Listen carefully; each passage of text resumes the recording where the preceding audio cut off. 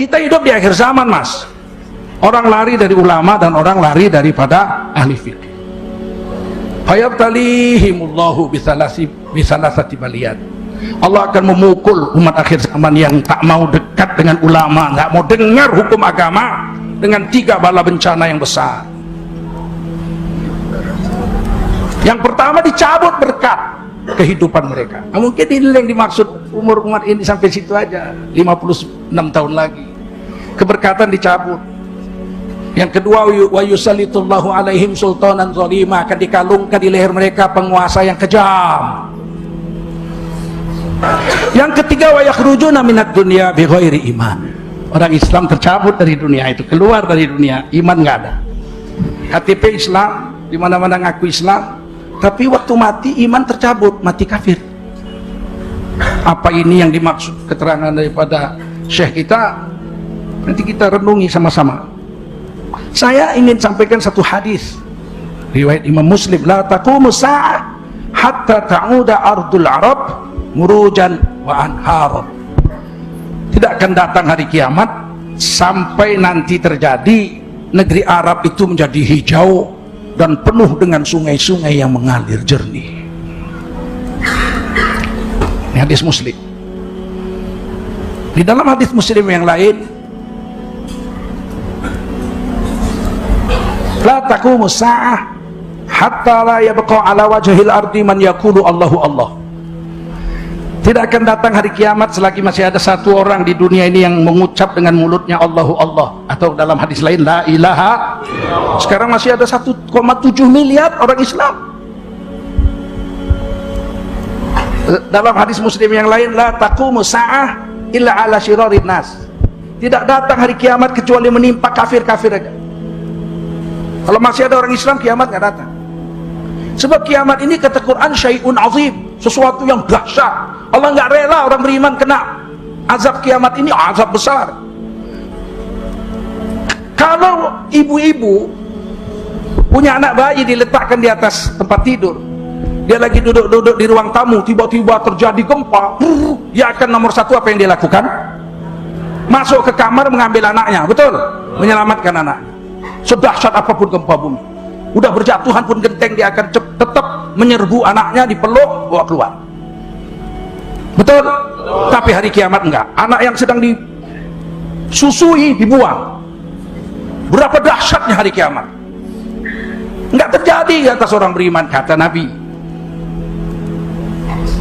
Orang Islam masih 1,7 miliar, sedangkan kiamat tidak menimpa orang Islam. Bagaimana matinya orang Islam 1,7 miliar dalam tempo 56 tahun?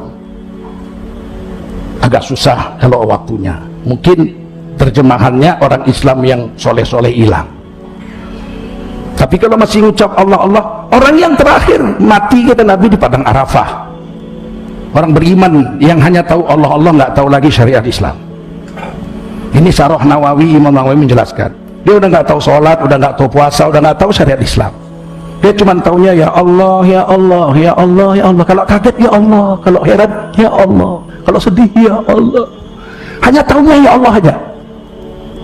Kawan-kawannya nanya, kawan-kawannya udah nggak beriman. Kamu kok dikit-dikit ya Allah sih? Ya dari dulu nenek-nenek saya begitu. Kalau marah ya Allah, kalau sedih ya Allah. Taunya cuma itu, tidak kiamat datang. Ketika dia sedang menggembalakan kambingnya di Arafah, ketika itu Arafah hijau, air mengalir jernih, kata Nabi. Di Arafah, satu-satunya orang Islam terakhir itu di Arafah. Datang singa mengambil singanya, mengambil kambingnya, dia melawan pakai tongkatnya, kemudian berduel dengan singa itu dan dia luka-luka. Hari itu dia mati karena lukanya. Dia mati hari itu. Hari itu seluruh dunia dikiamatkan oleh Allah SWT. Allah jijik lihat dunia ini kalau nggak ada lagi orang Islam di atas dunia. Jijik Allah. Ini hadis-hadis Muslim yang saya coba kemukakan. Satu hari Nabi SAW melihat malaikat Jibril termenung melihat langit. Maka Nabi Muhammad bertanya kepada Jibril alaihissalam, wahai Jibril, ada apa? Kok kamu termenung melihat ke langit? Kata Sayyidina Jibril alaihissalam, aku melihat api neraka mulai dinyalakan. Api neraka mulai dinyalakan. Selama 1000 tahun warnanya merah, dan selama 1000 tahun kedua warnanya putih, dan selama 1000 tahun ketiga warna api neraka berubah menjadi hitam legam. Dan ketika dia sudah hitam legam, dia siap untuk dihuni oleh para penghuninya. Dari hadis ini berarti kalau waktu kita masih lama. Zaman Nabi neraka dihidupkan 1000 tahun, berarti masih 1600-an. 1000 tahun 2600. 1000 tahun kemudian baru api neraka berwarna hitam, barulah siap dihuni dan terjadi kiamat. Dari hadis itu. Satu kisah lagi, Sayyidina Hudzaifah radhiyallahu anhu pernah bertanya kepada Nabi, wahai Nabi, akankah Islam berjaya? Iya, kata Nabi, 700 tahun. Kemudian setelah itu, akankah Islam hancur? Iya, Islam akan terjajah di seluruh tanah Islam selama 700 tahun. Akankah Islam berjaya lagi? Iya, berjaya lagi selama 700 tahun. Kemudian Islam akan hancur sehancur-hancurnya, dan kemudian turunlah Dajjal, dan kemudian aman lagi beberapa tahun karena Nabi Isa turun dan membunuh Dajjal. Kemudian setelah itu hancur sehancur-hancurnya umat, dan kiamat pun datang. Kalau begitu masih ada 3000 tahun kurang 1500 tahun. Kejayaan Islam tahun pertama 700 dari zaman Nabi 1400 sampai tahun 1500. Setelah itu Islam dijajah di seluruh dunia. Tadi Pak Kiai kita udah bilang, di mana-mana dibagi-bagi, di kapling-kapling, ya kan? Libya diambil Italia, Mesir diambil Prancis, Malaysia, Indonesia diambil Belanda, Malaysia dan Brunei serta Singapura diambil oleh Inggris, dan seterusnya. Tapi kemudian Islam bangkit lagi 700 tahun. Sekarang ini baru 1441 Hijriah. Artinya masih ada sisa 69 tahun lagi Islam akan berjaya memimpin dunia. Ini versi saya. Dan siapa pemimpin dunia 700 tahun yang akan datang yang kali kedua kejayaan Islam adalah orang Islam dari timur, suku Melayu. Kata Allah, walikulli ummatin ajal, setiap umat pernah berjaya dan pernah hancur. Ini kekuasaan dunia digilir-gilirkan. Idza jaa ajaluha la yastakhiruna sa'ah wa la yastaqdimun. Kalau datang ajal kaum itu akan hancur dan tidak bisa digeser kehancurannya itu. Inggris negara kecil di Eropa, tapi pernah menguasai seluruh dunia. Dari Falkland Argentina sampai Selandia Baru itu kekuasaan Inggris. Dari Kanada sampai ke Singapura itu kekuasaan Inggris. Tapi kemudian Inggris hilang. Mongol, satu bangsa primitif di padang pasir, terpecah-pecah, bunuh-membunuh sesama mereka. Kemudian tiba-tiba bangkit zaman Genghis Khan, Temucin, kemudian menguasai 2/3 dunia dan menghancurkan Baghdad. Dibakar semua kitab-kitab di Baghdad sehingga air sungai Furat berubah menjadi hitam karena abu kitab-kitab yang dibakar oleh Genghis Khan. Kemudian Genghis Khan habis. Sekarang Mongol itu jadi negara kecil primitif lagi. Jepang pernah bangkit kemudian habis. Italia pernah bangkit kemudian habis. Jerman pernah bangkit kemudian habis. Sekarang masanya Amerika bangkit. Sudah di ujung-ujung mau turun. Siapa penggantinya? Saya pikir Cina. Cina akan menguasai dunia sampai kemudian menemui ajalnya. Bagaimana menemui ajalnya? Amerika ada sekitar dari mulai kemerdekaan sampai sekarang 70 tahun. Tapi Cina mungkin lebih kurang 50 atau 20 tahun saja, karena mereka rakus. Orang rakus dibenci seluruh dunia. Penjajah yang rakus pasti dibenci oleh seluruh dunia. Setelah itu siapa? Saya yakin setelah itu Islam. Islam yang mana? Islam Melayu. Melayu ini sekitar 500 juta orang penduduk, orang Melayu. Indonesia saja 267 juta. Malaysia, Singapura sedikit, cuma 10%. Filipina Selatan sedikit, Thailand Selatan, kemudian Madagaskar, Champa. Ini kalau digabung sekitar orang Melayu itu 500 juta orang dan belum pernah memimpin dunia sama sekali. Apalagi saya baca barusan saya tahu dari hadis dari kitab Imam Tabari mengatakan bahwa Nabi Ibrahim itu istri ketiganya itu orang Hindustan Timur. Anaknya yang paling besar Madian tinggal di Jordan, itulah suku Madian, nanti Nabi Syu'aib di sana. Sedangkan anak-anaknya yang lain disuruh datang ke kampung ibunya Kontura dan mulai membangun peradaban Islam di negeri Hindustan Timur, yaitu negeri Nusantara, ditambah dengan Campa sampai ke Filipina sampai ke Halmahera sana. Saudara-saudara yang mulia, saya berharap kiamat tidak 56 tahun lagi, sebab Imam Mahdi datang betul, tapi Imam Mahdi datang menurut riwayat yang saya ketahui menghancurkan imperium Yahudi, memimpin kaum muslimin memerangi Yahudi. Kemudian Islam berjaya 700 tahun, baru nanti Nabi Isa turun. Nabi Isa bukan Imam Mahdi. Imam Mahdi dalam hadis dikatakan namanya Muhammad bin Abdullah. Sedangkan Nabi Isa alaihissalam, beliau tugasnya membunuh Dajjal, kemudian menjadi umat Nabi Muhammad SAW, wafat dan dikuburkan di sebelah kuburan baginda Rasulullah Muhammad SAW di Madinah. Saya pikir ini jadi nggak begitu ngeri, masih panjang umur 56 tahun, ngeri. Tapi kalau Ustadz Rahmat betul, ya kita siap-siap. Saya rasa kalaupun 56 tahun lagi kiamat, saya pun dah mati juga, nggak mengalami itu juga. Saya sudah tua, jenggot saya sudah putih. Tapi kalau Imam Mahdi turun dalam tahun 2024 ini, kemungkinan iya, saya yakin tentang itu, Imam Mahdi Muhammad bin Abdullah. Sebab beberapa guru saya sudah jumpa dengan Imam Mahdi itu, masih kecil waktu itu, masih umur 11 tahun. Sekarang mungkin sudah hampir 40. Beliau turun umur 40, sebagaimana Rasulullah diutus jadi nabi, dan beliau akan menjadi khatib di Masjidil Haram. Ketika itu Masjidil Haram turun salju, sehingga khatibnya muntah darah, batal jadi khatib.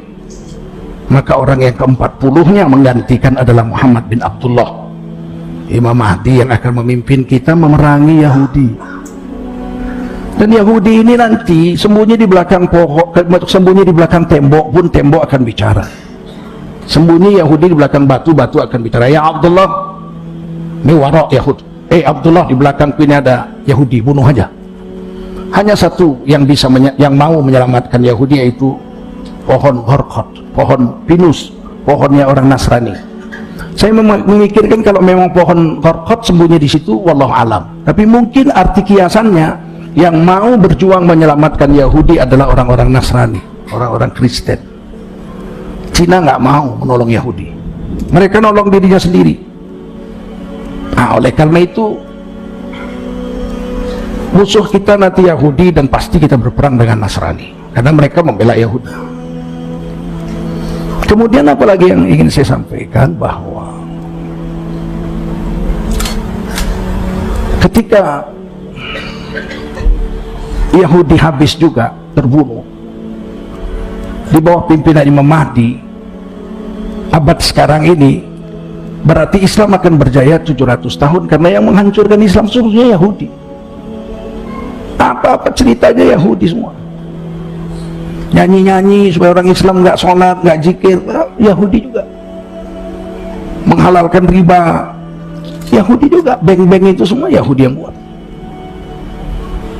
Melakukan perzinahan, mereka tidak berzina orang Yahudi, tapi kita disuruh berzina sama mereka. Orang-orang Yahudi perempuannya tutup aurat bagus, kita disuruh pakai baju rok pendek. Mereka pakai cadar. Ada orang Yahudi itu istri-istrinya pakai cadar kalau rohib-rohibnya itu, sementara kita pakai cadar dibilang radikal. Ini semua kerja Yahudi aja. Mereka buat Maret, mall itu semua dia punya kerjaan. Alat-alatnya ya orang-orang yang itu, selain daripada dia. Bayangkan di Jakarta dibikin di Kapuk pusat syariah terbesar se-Asia Tenggara, semua pekerjaannya orang-orang Cina, nggak ada satupun yang Islam. Coba itu pikirkan, itu sudah sampai puncaknya. Ini sesuatu yang sudah sampai puncaknya akan meledak. Saya yakin pemimpinnya Imam Mahdi, dan guru-guru saya mengatakan yang terpilih menjadi tentara Imam Mahdi 3 golongan. Mudah-mudahan Anda masuk salah satu. Yang pertama adalah orang-orang pencinta Al-Quran, para hafiz dan pembaca Al-Quran. Ini orang-orang ini yang akan dipilih jadi tentaranya Imam Mahdi. Yang kedua adalah orang-orang dakwah, yang siang malam mati-matian menghabiskan waktunya sampai meninggalkan istrinya segala macam, anaknya kurang makan gara-gara agama, mendakwahkan agama sampai masuk penjara segala macam. Jadi yang pertama ahli Quran, yang kedua ahli dakwah, yang ketiga ahli zikir. Orang-orang yang siang malam berzikir, ini akan dipilih jadi tentaranya Imam Mahdi. Selain ini jangan harap masuk. Jadi kalian semua kalau mau masuk jadi tentara Imam Mahdi, letakkan diri Anda salah satu dari yang 3 itu, ahli Quran atau ahli zikir atau ahli dakwah. Silakan pilih salah satu. Syukur-syukur bisa 3-3, kita dakwah juga, kita zikir juga, kita baca Quran juga. Syukur-syukur. Karena peperangan di akhir zaman tidak memerlukan kekuatan fisik yang hebat, tapi kekuatan rohaniyah yang hebat.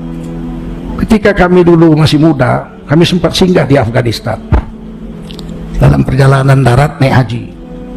Itu helikopter Rusia itu bisa mengangkat 26 orang, chopper namanya. Cuman Rusia yang bisa bikin pesawat helikopter segagah itu. Kalau Amerika 4 orang mengangkat 4 orang. Kalau chopper, saya pernah naik chopper 26 orang penumpangnya. Itu dilempar batu aja sama pejuang Afghanistan, kayak ngelempar jamroh aja. Bismillahirrahmanirrahim, Allahu Akbar, tuh meledak itu chopper. Jadi kekuatan rohaninya. Dilempar batu meledak itu helikopter. Ditembak tuh pejuang Afghanistan, kena peluru AK-47 kepalanya. Nggak dioperasi, dicabut pakai tangan aja. Bismillah. Terbang. Kekuatan rohaninya. Kalau kekuatan senjata segala macam mana bisa kita lawan Uni Soviet waktu itu. Mereka punya segala-galanya kok. Tapi 105.000 tentara Soviet terbunuh di Afghanistan. Dan ketika kemudian beberapa tahun kemudian setelah Soviet pergi, kuburan-kuburan pejuang Afghanistan yang wafat di padang-padang pasir, kubur darurat aja, kan nggak dimandiin, kubur aja begitu. Nah mereka mau pindahkan ke kota. Kalau di sini kira-kira taman makam pahlawan gitu. Ternyata mayat-mayatnya masih berdarah, darahnya masih harum, dan mereka tersenyum manis. Malah banyak yang ketawa gitu. Ini kekuatan rohaniah. Jangan kita pikir kalau kita berjuang untuk Islam ini kekuatan fisik nomor 1, tidak. Kekuatan rohaniah yang nomor 1. Mudah-mudahan kita masuk dalam pejuang-pejuang agama.